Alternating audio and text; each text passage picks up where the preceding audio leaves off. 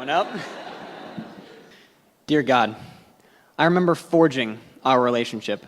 I remember how little I cared about you and how much I cared about me. On the outside, everything about our relationship looked so real.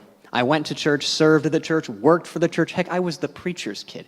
Commitment to the Christian faith literally ran in the blood. What a blessing, Lord. But we, sinful humans, tend to twist what's good and exploit it, and I, for one, am far from the exception. Rather than allowing this blood to help strengthen my relationship with you, this blood would replace my relationship with you. Rather than working to build my own faith, I would simply fall back on the faith of those who surrounded me.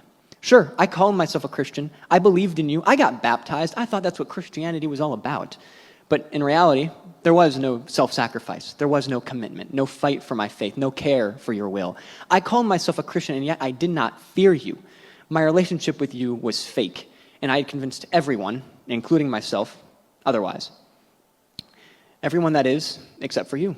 As deceitful as the heart is, it can't deceive its creator. You saw the foolishness I had succumbed to. You watched me stray from your path.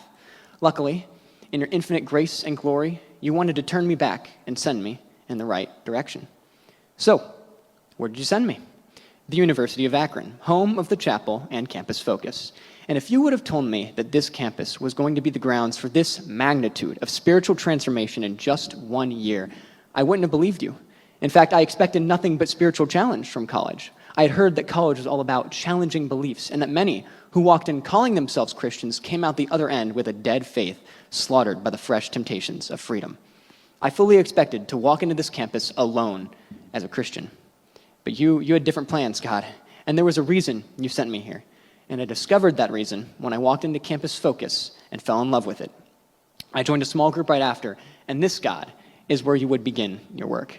This Sunday night small group was called the Bereans, led by Ben, Vivian, Noah, and Gabby, people I now consider to be legends. This small group was hilarious, fun, and most importantly, showed me what a real relationship with you looked like. It's safe to say that it's been the most important part of college so far, and I thank you, God, for putting them in my life.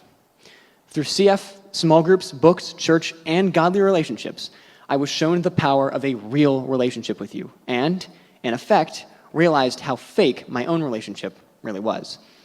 You decided to fully reveal this truth to me after Breakaway 2023, and it was absolutely crushing to me. I felt broken. I had failed to be the man you had made me to be. I could feel you, God. I could feel you breaking me down in what can only be described as a trial by fire, burning me, melting me to my core, and it burned.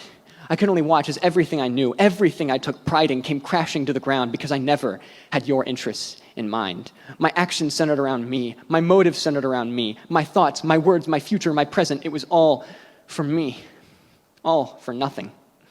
So there I lay, on my knees on a cold February night, with nothing left but you.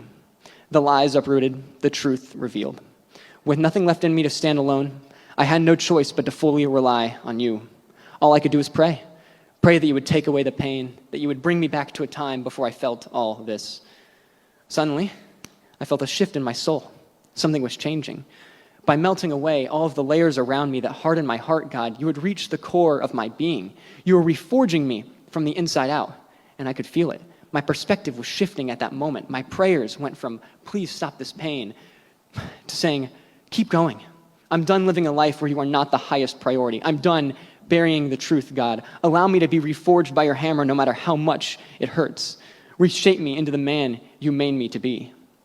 And from that moment on, my outlook on life shifted entirely. This life isn't about me. It's all for you, God. And I would rather face that truth now than stand before you on the day of judgment knowing it's too late. The pain of change is more than worth the immense satisfaction that comes with your presence in my life. My relationship with you is far from perfect, but now I can finally say that it is real. Without the people at CF, I wouldn't be where I am with you right now. This year, I watched you change me from being a forger of relationships to being reforged by our relationship, from the irony of my fakeness to being shaped like iron in your image. I no longer lean on family blood for my own faith. I lean on no one but you. From the blood of family to the blood of Christ, dead on the cross, then back to life. God, thank you for all you've done this year. Zion.